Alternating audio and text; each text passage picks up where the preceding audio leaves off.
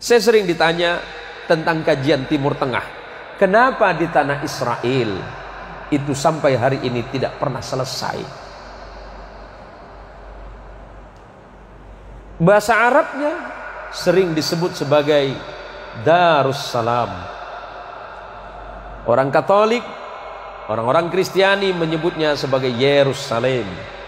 Yerusalem terambil dari bahasa Yarushalayim. Sementara orang Mesir kuno menyebutnya sebagai Ursalimum. Ursalimum artinya tanah kedamaian. Kemudian dalam bahasa Aramaik menyebutnya sebagai Yerusalem atau Yerushalayim. Artinya apa? Tanah penuh kedamaian.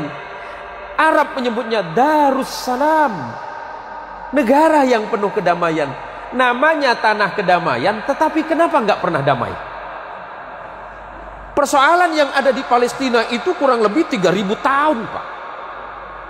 Sampai hari ini 3000 tahun persoalannya belum selesai.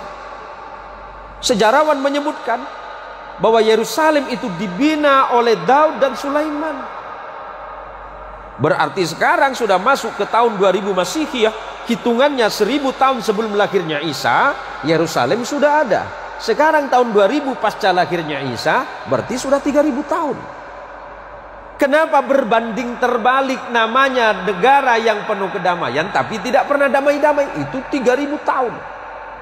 Apa yang menjadi persoalan? Persoalannya cuma satu, bahwa menganggap dan memiliki, menguasai Yerusalem dianggap sebagai hal yang paling penting untuk menguasai dunia.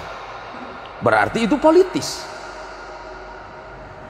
Kenapa kita tidak menyebutkan bahwa Yerusalem, Darussalam, Filastin atau namanya one city, three fights, satu kota dengan 3 iman. Di situ ada Yahudi. Di situ pernah turun kitab suci yang bernama Taurat. Di situ Musa kemudian menyebarkan agamanya menjadi lebih besar. Di situ turun Isa. Di situ turun kitab suci namanya Taurat, Zabur, bahkan Injil. Ada 3 kitab turun di tanah itu.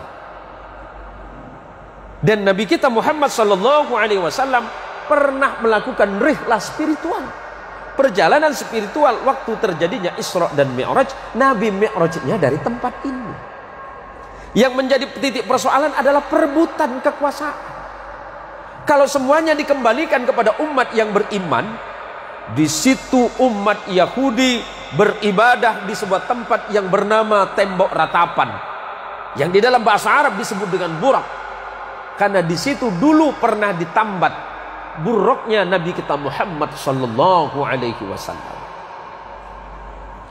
Tidak jauh dari situ ada gereja suci yang diyakini sebagai tempat lahirnya Yesus Kristus. Dan umat Islam juga meyakini bahwa Al-Aqsa berdiri di tempat itu. 3 agama, 3 kekuatan besar dunia saling berebut tempat.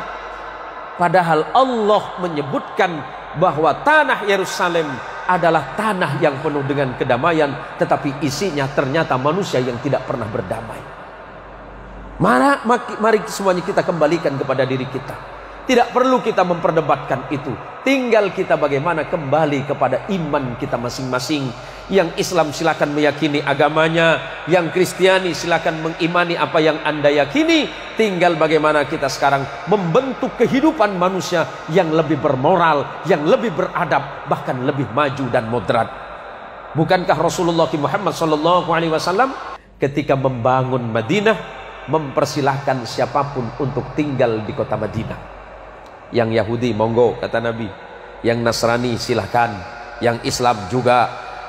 Yang orang-orang Majusi boleh. Bahkan orang yang tidak punya agama pun pada masa itu boleh tinggal di Madinah. Tapi kenapa kemudian hilang?